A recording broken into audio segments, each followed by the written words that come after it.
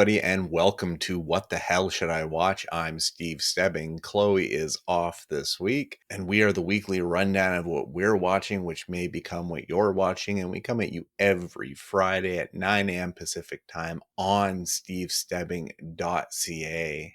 And this week we have Jordan Peele's Monkeypaw Productions' brand new film, as well as Marvel going back to do some animated goodness, and Ethan Hawke teaming up with the creator of Reservation Dogs for a brand new show on Disney Plus. All that plus a little bit of news at the end of this episode, but let's get it started right now.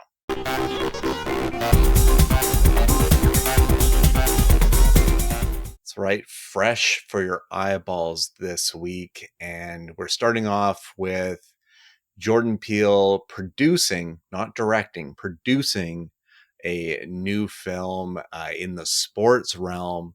And it is the sophomore feature of a filmmaker. I enjoyed their first film quite a bit.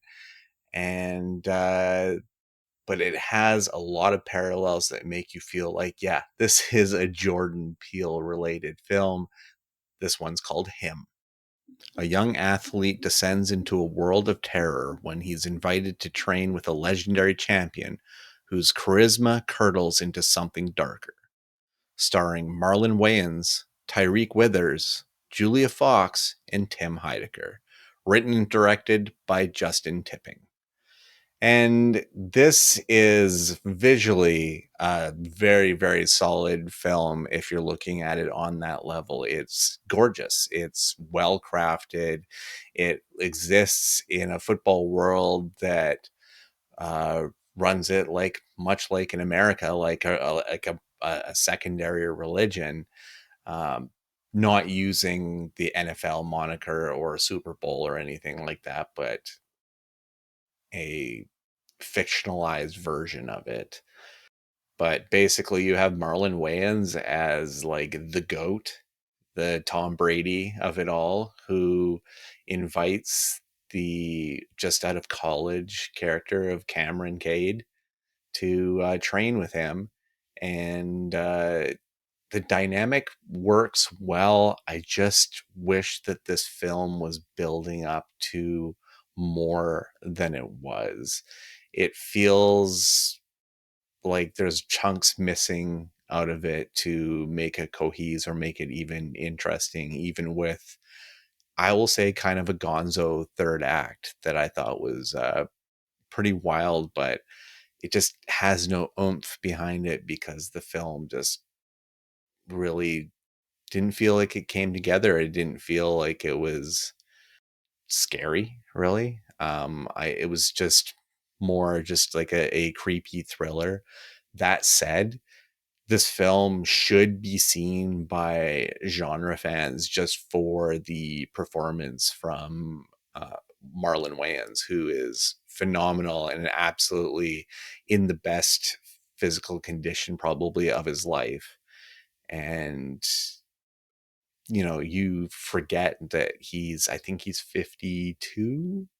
He might be 52. So, and he looks phenomenal. But I think that this movie largely went for the easy route. And that's unfortunate. Very, very unfortunate. So I was kind of, in the end, a little unsatisfied by him again against how gorgeous it looks. Also, Julia Fox is really, really great in this movie. I enjoy her presence a lot, and she really eats up the screen every time she's on it. I think she's a definite genre star, and I'd like to see more of her. And someone that didn't get mentioned in the pre-credits there was stand-up comedian Jim Jeffries, who I think is a really great character in this movie. One of the memorable parts for me. And I think it's really funny that him and Tim Heidecker are both in this film being comedians largely. And to see their respective roles in kind of, I don't know, there's certain fame cliches that come across in this film, that their characters are kind of at the head of. So I thought that was interesting. Justin Tipping, I mentioned that this was him as his sophomore film. His first film was a film called Kicks, and I really, really dug that film. I thought it was a fun little like adventure with a kid in the driver's seat. And when I saw the first trailers for this one, I didn't know that Justin Tipping was the helmer of this one. So uh, visually and stylistically, it definitely checks out. Justin Tipping also did the quasi biopic comedy dramatization of an obsession we all had from the pandemic, Joe and Carol, with John Cameron Mitchell and Kate McKinnon. Uh, so there's that. The film was scored by a name that keeps appearing on this podcast, the Haxon Cloak, otherwise known as Bobby Krillick. And I recently brought him up with Eenie Meenie, but of course he did Eddington this year as well. And I mean, if you're going to see every horror movie or horror thriller that's out there, then you are eventually going to cross paths with this film. And the iconology is there, the god in football, and the addiction to those things, and to the fame, and to being number one, which is like at the heart of this film. I find that very interesting, but I just really didn't think it had enough to pull it out in the end. It just lost in the fourth quarter, to say a really terrible metaphor. All right, next up, this is kind of an interesting one because this is the third film from a filmmaker that I absolutely love. And I honestly didn't know that this was his film. I just thought it was a really terrible trailer for a new romantic film coming out. But this is A Big, Bold, Beautiful Journey. Two strangers who meet at a mutual friend's wedding have the chance to relive important moments from their pasts, illuminating the path that led them to the present and gaining the opportunity to change their futures. Starring Margot Robbie, Colin Farrell, Kevin Kline, and Phoebe Waller-Bridge. Directed by Kogonada. Yes, Kogonada, a filmmaker that I absolutely adore. He did a film called Columbus that astounded me. A beautiful film about that had architecture at its heart. And then he also did After Yang, also with Colin Farrell. That one with Jodie Turner-Smith, who also appears in this film as well. But he is a very unique and very also visual filmmaker that I've really come to like their films a lot. That said, this is the lesser of his three films, for sure. That's not saying that I didn't enjoy this movie, because I really did. I enjoyed the journey that it was bringing me on, with these characters who beautiful people, but arguably don't have a real wide pool of chemistry together. They're just good actors. But I enjoyed watching this visual journey. I enjoyed, I don't know, some of the awkwardness of this film. I also really kind of latched onto and saw the quirk of it, and saw Kogonada trying to infuse it with something that would separate it from another kind of flighty existential journey through essentially the unknown, but in this case the known, the memories. But seeing the reviews on Rotten Tomatoes, it definitely did a lot of bad business in the critics department. And I've heard firsthand a bad review of it. So I can understand people not enjoying this movie. Maybe that there is a bigger dividing line, and I'm not too sure. But the extra cast that appears in this one in just smaller roles, Hamish Linklater from Midnight Mass is in this. I mentioned Jodie Turner-Smith. Brendan Pereira from Nope is in this. Billy Magnuson, Sarah Gadon, Lily Rabe. So it's got like an interesting little plethora of supporting actors that I really enjoyed in this.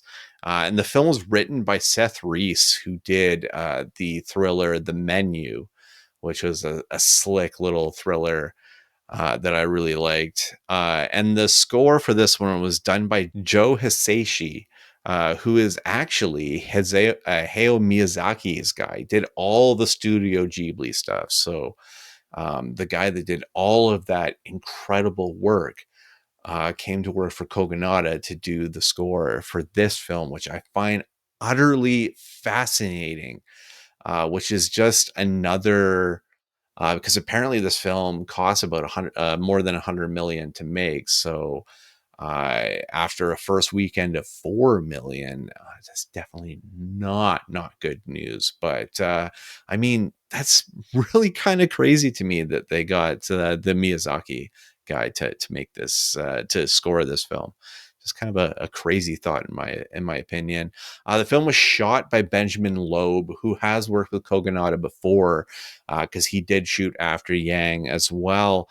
But he also shot some really, really great films, some like festival favorite films, because he did Dream Scenario with Nicolas Cage, which is a ridiculously great film if you haven't seen it. And another Nicolas Cage film that was actually shot by Benjamin Loeb is a film called Mandy. And I feel like that's not a film that I really need to give a lot of press to, because I think a lot of people already know about that film, especially if you're a genre fan. But if you haven't seen Mandy, like, here is just another reminder that you should probably watch Mandy. But he also did a Canadian film, a British Columbia film by Kevin Funk that came out, and I actually saw it at VIFF and met the lead star, Jared Abramson, um, called Hello Destroyer, a hockey film that I think is really kind of must see for PTSD. Is a big reason that I think this one should be checked out. But in the hockey world, and as you know, being a big music video fan that I am, I also have to mention that Benjamin Loeb shot the video for Lil Dicky, ha ha ha ha ha. I just always have to needle those ones in there. But I don't know. I feel that I was satisfied by seeing this film on the big screen just because, like I said, Kogonada is a visual storyteller. This film is clunky and awkward and might come across as cheesy a lot of the time. There is a full musical number in it. So it really is trying to seek a certain audience, but I feel like it was a nice film and it had a sweet and a good heart at its core. And I welcome films like that on a big level, especially now in our current news cycle that seems like a never-ending swirl of doom. It is really nice to see like a ray of sunshine every now and then. Well, finishing off, this one actually just played TIFF and is now opening today as this podcast is coming out. It is kind of a big deal because it is the debut, the feature film debut of an actress now turned director. And she didn't even star in the film as well. She just directs it. But this one is called Eleanor the Great. After a devastating loss, witty and proudly troublesome Eleanor Morgenstein, 94, tells a tale that takes on a dangerous life of its own, starring June Squibb, Erin Kellyman, Jessica Hecht, and Chiwetel Ejiofor, directed by Scarlett Johansson. Yes, Scarlett Johansson has arrived behind the camera for her debut feature film, and it features the incredibly likable June Squibb coming off of Thelma, her first lead in a feature film. And now we get another one. And honestly, just give me all of the June Squibb movies because she is a pure delight every time she is on screen. Like I really enjoy that in this late stage of her career, she's getting a real push as a performer, and filmmakers and writers are utilizing her a lot more, and she absolutely deserves it because she delivers every time. And actually, somebody reminded me the other day that she's in Meet Joe Black, and I totally did just totally spaced on that because I honestly thought that one of the first times I'd ever seen June Squibb was Nebraska, Alexander Payne film, but I was proven very, very, very, very wrong.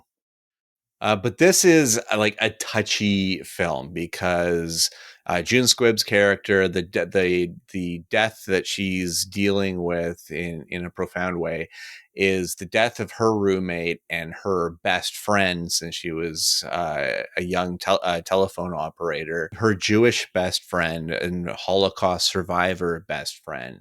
So after her death, June Squibb's character, Eleanor, finds herself in what she believes is just kind of a self-help group, but it turns out it's a Holocaust survivors group, and she starts to share her friends' stories like they're her own, and thus creating a moral dilemma for both the movie and I'd say for the viewer as well. But oddly enough, June Squibb is still coming off as completely likable. So maybe it's in who you cast. If you cast Helen Mirren, maybe it's a different film entirely. But this film still is like an absolute charmer at its core. And I feel that Scarlett comes through kind of as a filmmaker and really delivers something heartfelt and sweet. And I feel like that's kind of what she was going for. And it's an odd story, honestly, to do that on, but I think she did it. She did it well, and I look forward to seeing what kind of a story that she's going to pick up on next because this one could be so dicey. It really could be just so dicey if it's handled wrong. And I'm not Jewish, so I don't know. I don't know if I'm the forum to say if it's right or wrong how they approached this film, but I can just say that I enjoyed the film for what it was.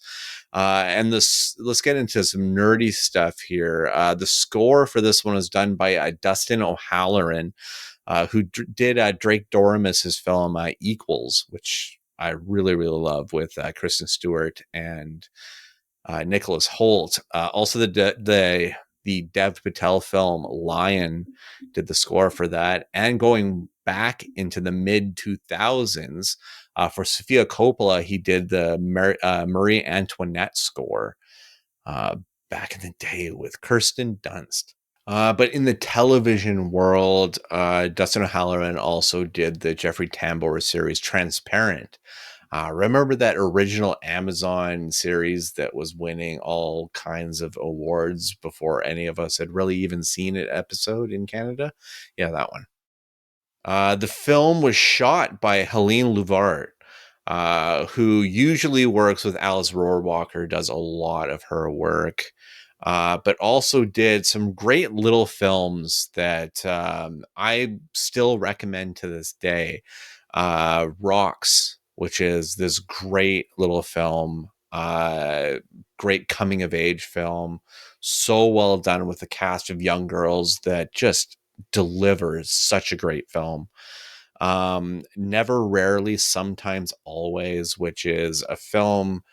It's a film about abortion. It's a very obviously it was made to be made to be a controversial film, but beyond that, I think it's kind of just more of a must see human story, and I really enjoyed that one, and I believe this is the first time I saw Harris Dickinson was Beach Rats, a really great film. that's beautifully shot. And again, Helene Louvard did that one. And highly, highly, highly recommend Beach Rats. Great, great film. Also, and this is going to be interesting because I'm going to be bringing this later, not in this episode, but later in a couple of weeks, because she shot a film called Palestine 36, which is part of the films that Chloe and I are going to be seeing at the Vancouver International Film Festival this year. And more on that towards the end of this episode. But also upcoming, she shot a film called Rosebush Pruning, which is an upcoming film with Pamela Anderson, Elle Fanning, and Riley Keough. So keeping my eye out for that one. But from what I understand, Eleanor the Great landed pretty well at TIFF, and I mean, I think it's designed to. It is like a people pleaser type of film, so I I think it's an easy recommendable film. Um, I just wouldn't lead with what the film is about. Just let the film just kind of just happen. Just be like, it's a film with the adorable June Squibb. You don't know who June Squibb is? You'll know her as soon as you see her face. You'll understand who she is. I think that's the best way to do it. And I don't know. It's just a bold choice to go with this story. All right, let's move on to what you can stream right now.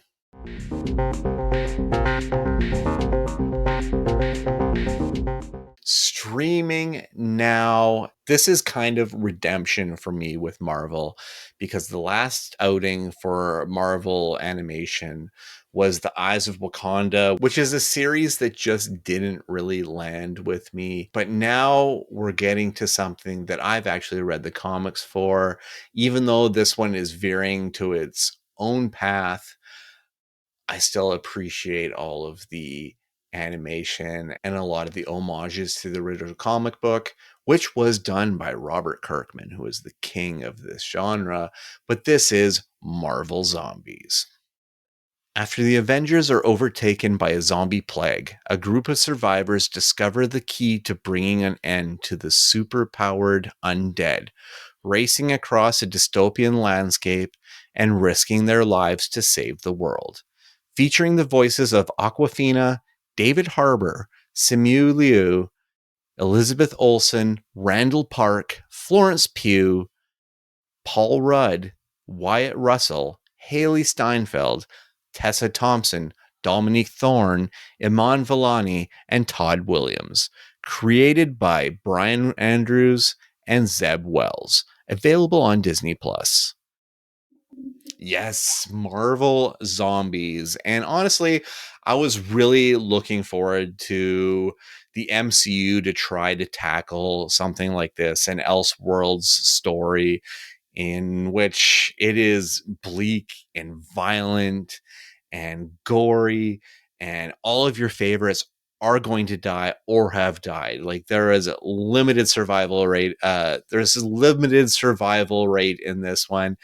And my question heading into it was, did Disney have the actual balls to go ahead and make this brutally violent? And they do. They actually have good gore in this one, some good kills, and it really goes for the gusto. It is really pushing that mature audience, and you have a lot of your A-list talent coming back to provide the voices for this one. Plus a couple of new favorites. Like, well, I don't want to give it away. I almost thought it was, okay, I'll just say it, Blade being in this, and then the fact that I thought it was Mahershala Ali. It turns out it was Todd Williams, but it sounded a lot like Mahershala Ali, and I was like, they're actually letting him play Blade, like they're actually going forward with this, and I was like excited. But I don't know, I like Blade. I'm really excited if they're going to bring this character into it. I'm so on board. But the animation is really cool. It's kind of the same animation we've seen out of Marvel animation before, like with What If.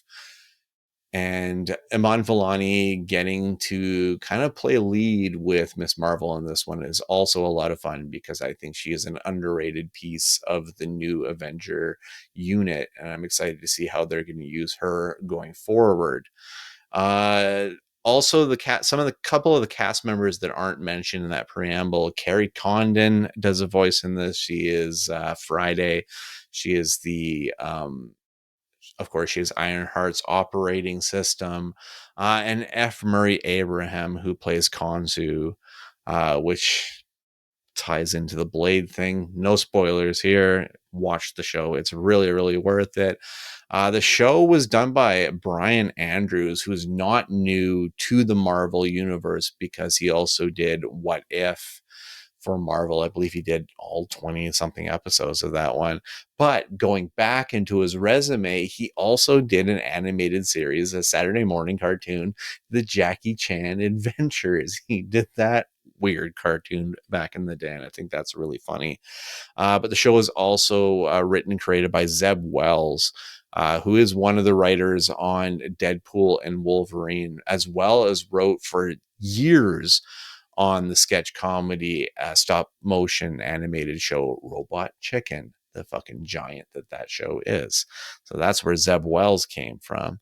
But I mean, again, if you're into the Marvel universe, you'll have fun with this one because it's an Elseworlds one, and it's playing with a totally different storyline. If you're a horror fan, you'll enjoy this one too, because it's a kind of a cool horror cartoon and a cool concept. But if you're just overwhelmed and just a hater on all of the Marvel stuff, then you'd probably just stay away from it. Who cares? Right? Don't need to get your riled up about anything. All right, let's move on to a brand new series featuring a hell of a likable actor. An actor that anytime I see him in it, I'm definitely going to watch it, and I put it on my list to watch. And he's teaming up with one of the best new creators in the last decade. This series is called The Lowdown. A determined bookstore owner in Tulsa moonlights as an investigative journalist digging into local corruption. When his reporting uncovers sinister connections, he must protect both his family and the truth.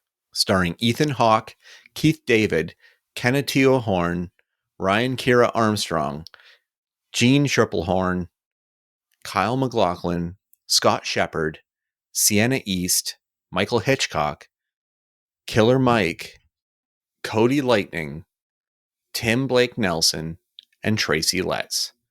Created by Sterling Harjo.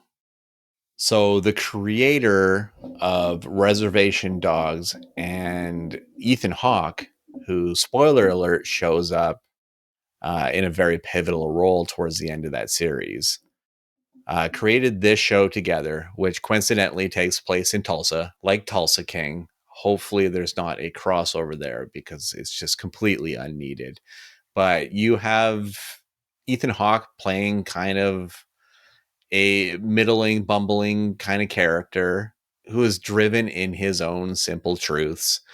And it's a fun, well-written series that plays completely to all of Ethan Hawke's strengths.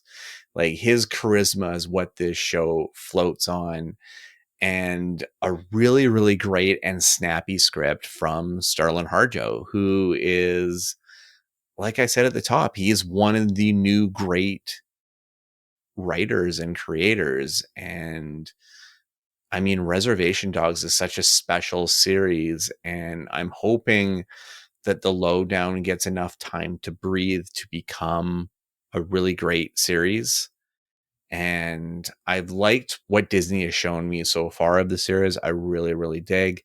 And I'm hoping that the audience picks up it as well, like they have with Alien. So hopefully I'm on the right path in 2025 when it comes to TV shows, because it feels like it's a side of the media that I feel behind on a lot of the time. So I like to be ahead of the curve. And I feel like The Lowdown is one of those shows on the head of the curve. Getting to the nerdy stuff on this show, it was shot by Mark Schwartzbard, who did a lot of Reservation Dogs, but also did the films The Photograph, Before I Go, and The Comedy, which are all very solid indie films. Just Before I Go is actually what it's called, sorry. And it was actually Courtney Cox's directorial debut was that film. So that's why that one's notable. Also in the TV world, he did a handful of episodes of Loot, the Netflix series Love, and another Netflix series, the Aziz Ansari show Master of None, which I think is one of the better Netflix shows on the streaming service because it's so damn good. Also, some of the episodes were shot by Christopher Noor, who, for Scott Derrickson and starring Ethan Hawke, did Sinister. Also, a quirky little film with Ben Kingsley called Jules, and a kind of a biopic film by former con turned actor Brian Goodman, who directed a film called What Doesn't Kill You with Ethan Hawke and Mark Ruffalo, which is a really solid crime film that should be checked out. But in the television world, Christopher Noor also did Succession and Gotham. So he has a certain style to him for sure. And some of these episodes were also shot by Adam Stone. And Adam Stone is Jeff Nichols' usual guys. So you're talking like Bike Riders and Mud and Take Shelter and all those cool films. Also for the Zellner brothers, he shot Damsel with Robert Pattinson and Mia Wasikowska, and Compliance for Craig Zobel, which is a hell of a film. I feel like I just kind of found that film out of nowhere and was on the edge of my seat the entire time with that film. Just an absolute must see. Compliance is damn good film. But The Lowdown has a chance to be a cult classic. It's not Reservation Dogs. I know I brought it up quite a bit. It's not that show. This is kind of your like almost beatnik central character story, and it's so purely made for Ethan Hawke, and I absolutely adore it. And the first episode is so charming and also has some good mystery to it, and reminds you that it's in a very adult show. So check out the Lowdown because I think it has absolute potential. All right, let's hit up what is new to my library this week.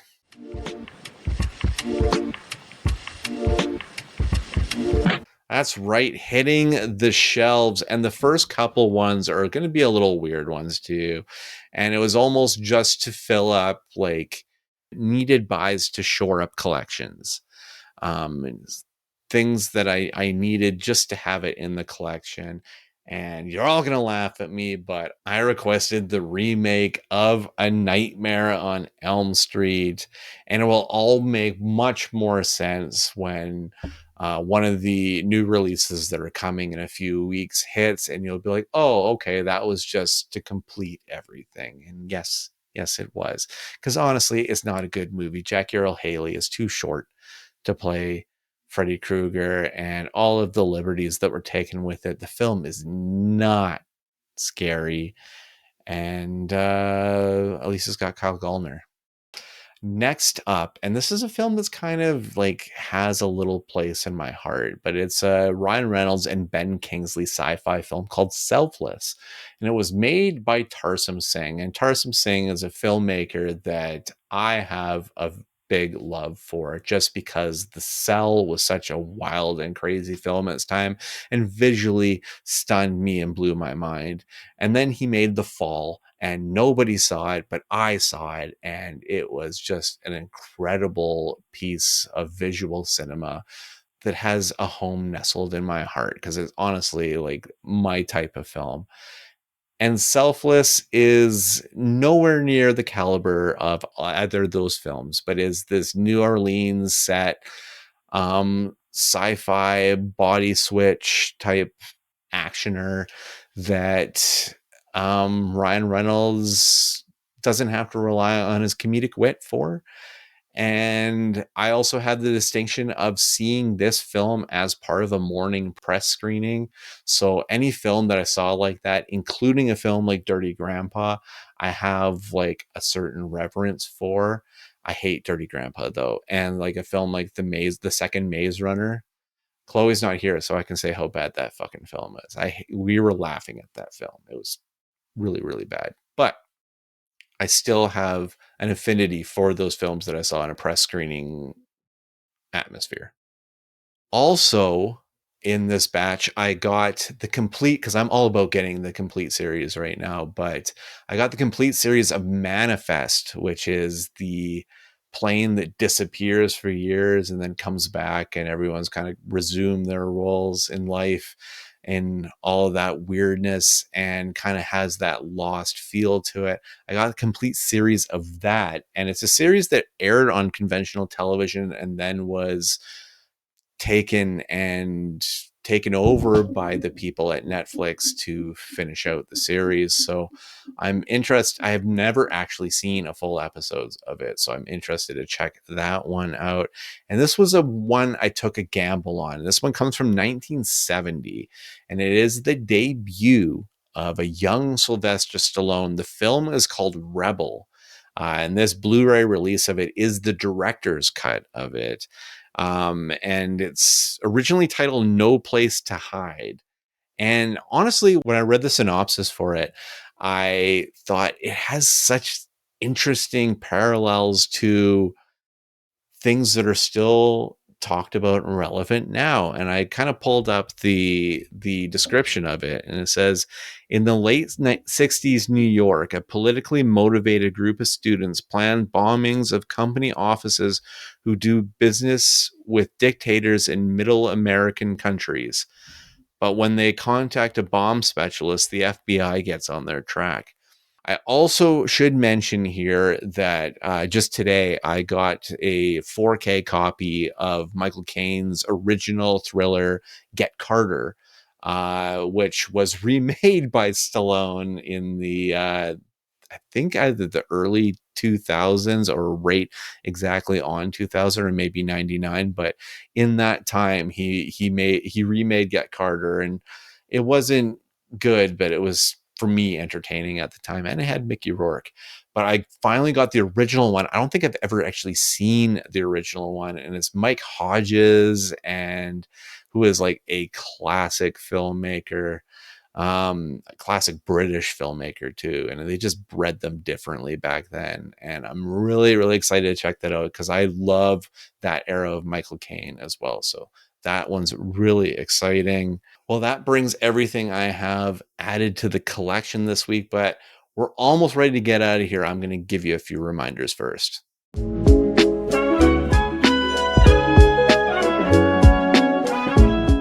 A bunch of new releases hitting shelves this week, including Superman is out in 4K. And I actually got sent the 4K, and it's got that kind of cool lenticular cover to it.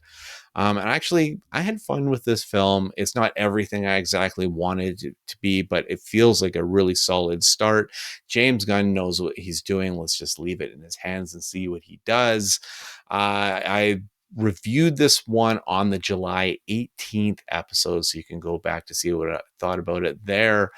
Also out this week, also on 4K, is 28 years later, the return to the rage virus that we got with Danny Boyle and Alex Garland. And both Chloe and I really, really loved this. We saw it at different times and reviewed it at different times. I reviewed it on the June 27th episode, and she reviewed it on the August 8th episode. Also, we're going for differing opinions here. I got, and I have my copy of this one. Megan 2.0 is out on 4K and Blu-ray. This is the genre shift sequel to a surprise horror hit that came out in January of all times.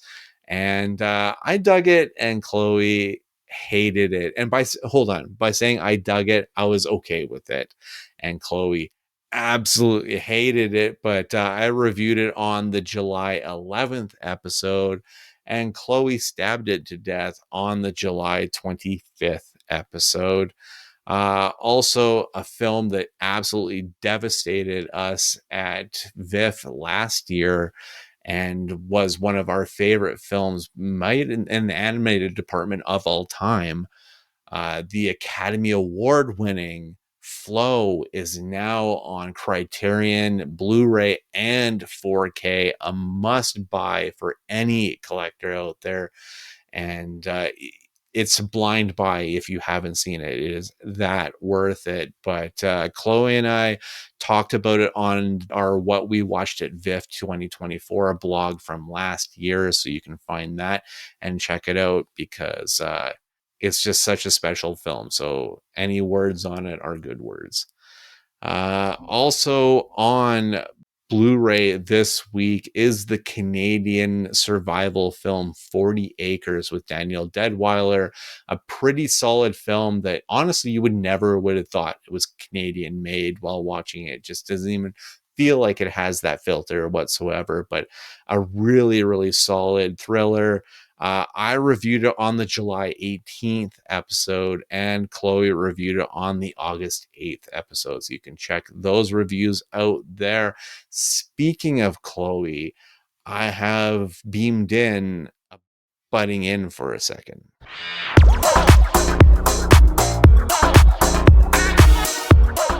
Hey guys, I know I was absent from this episode, but I'm recording this after the fact to just quickly tell you guys about Futurama season 13. So let's go back to season 12 for a second. I was slightly not disappointed, but off put by season 12, and I mostly chalked it up to it's been however many years, like it's been a long damn time since all these guys got together to work on Futurama, and even the logistics around getting specifically Joe DiMaggio to come back was difficult.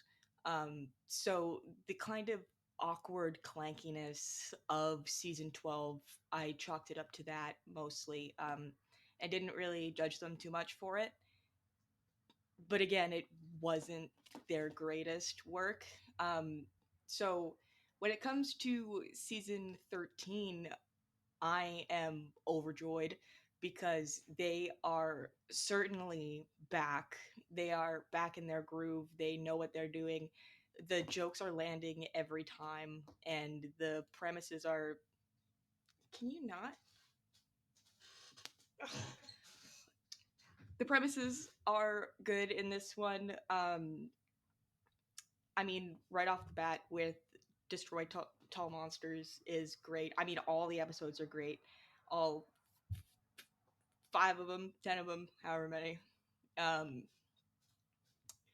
and yeah, I'm really glad that they were kind of able to pull things back together and kind of bring us some of that old Futurama, but also with kind of new elements brought in, like with Kif and Amy's kids. We got to see more of that. We got to see more of the characters' personal lives and like how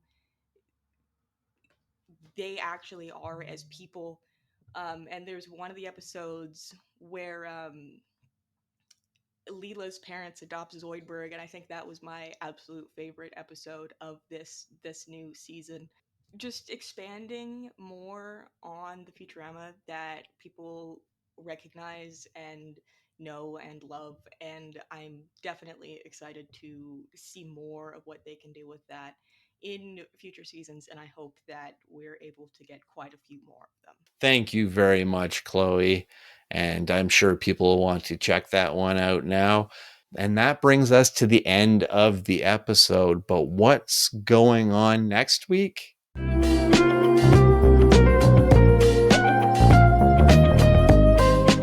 Well, the taste of next week is that there's not going to be an episode next week like you would regularly see it, because we're going on our now yearly hiatus for VIFF 2025. We will be uploading a series of videos in the next few weeks, not like this show. What the Hell Should I Watch will not be returning until October 24th. That's when the first new episode of the regular format. But until then, we are going to put as many films into our brains as physically possible for your enjoyment. So please check out our VIFF coverage starting next week. So that brings us to the end of this episode. You can find me on Twitter, Instagram, Letterboxd, Threads, and Blue Sky at The Stevel Dead. You can find Chloe on Letterboxd at HoneyBunChloe. You can find every episode of this show on stevestebbing.ca, or go to YouTube and search up Steve Stebbing and click the like and subscribe. You can also find us on shiftheads.ca. You can find me in a few different places, starting with After the Credits with Marina, Bill, and Melissa. The current episode is on The Long Walk. You can also hear me on Tremble, the horror podcast with Kurt and Taylor. The current episodes are Demons and Night of the Demons. And you can hear me every Friday at 8 p.m. Eastern Time on Shane Hewitt and the Night Shift on Toronto's News Talk 1010, found on the iHeartRadio network. You can also find that in podcast form wherever you get your favorite podcasts.